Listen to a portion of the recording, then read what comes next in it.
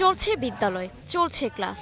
১১৫ জন শিক্ষার্থীর পাঠদান চালিয়ে নিচ্ছেন ৩ জন শিক্ষক।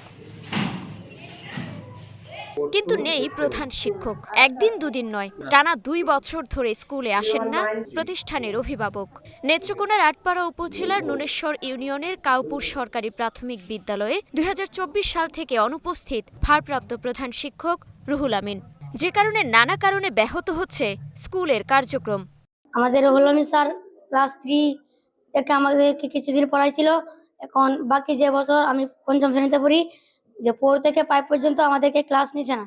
সহকারী শিক্ষক ফরিদ হোসেন জানান, ২০২৪ সালের জানুয়ারিতে বিটিপিটি প্রশিক্ষণ নিতে ছুটিতে যান প্রধান শিক্ষক, কিন্তু প্রশিক্ষণ শেষে আর স্কুলে ফেরেননি তিনি। উনি ২০২৪ সালে জানুয়ারি মাসে উনি বিটিপিটি প্রশিক্ষণে নেত্রকোনা পিটিআইয়ে চলে যান।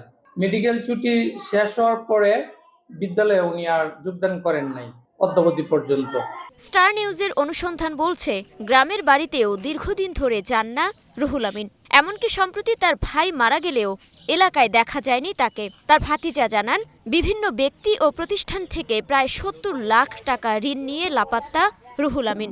একই অভিযোগ স্থানীয়দেরও।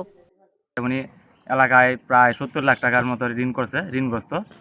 তো ৭০ লাখ টাকা ঋণ হওয়ার পরে যখন আস্তে আস্তে মানুষ জানাজানি শুরু হয়, তখন উনি এখান থেকে চলে যায়। হসপিটালের একটা প্রেসক্রিপশনের মাধ্যমে হেলা ছুটিতে রয়ে গেছে, এই পর্যন্ত এলা স্কুলে আসে না। তার মনে হয় তার পারিবারিক সমস্যা, কি জান সমস্যা, মানে স্কুলে কোনো সমস্যা নাই, শুনছি তার কিছু ঋণ টিন আছে আর কি। প্রায় 2 বছর হয়ে গেছে, ভাই মোর চাইছে না।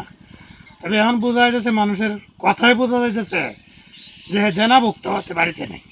প্রাথমিক শিক্ষা অধিদপ্তর বলছে, বিনা অনুমতিতে দীর্ঘ অনুপস্থিতি শাস্তিযোগ্য অপরাধ। তবে এ বিষয়ে এখনও কার্যকর ব্যবস্থা নেয়নি কর্তৃপক্ষ, যদিও বেতন ভাতা বন্ধ রাখা হয়েছে রুহুল আমিনের। তাকে একটা সুযোগ করা হয়েছে, আর আরেকটা সুযোগ করা হয়েছে তার বাড়ির ঠিকানায় যদি কোনো জবাব না আসে, তারপর আমরা ঊর্ধ্বতনের কাছে সব কাগজপত্র রিপোর্ট করে দিয়ে দিব, উনিরা সব কিছু ব্যবস্থা নেবেন। তো তার আপাতত বেতন ভাতা সব। সে বিটিপিটি গত বছর বিটিপিটি প্রশিক্ষণের পর আর জয়েন করে না, তাকে ইতিমধ্যে কারণ দর্শানো হয়েছে।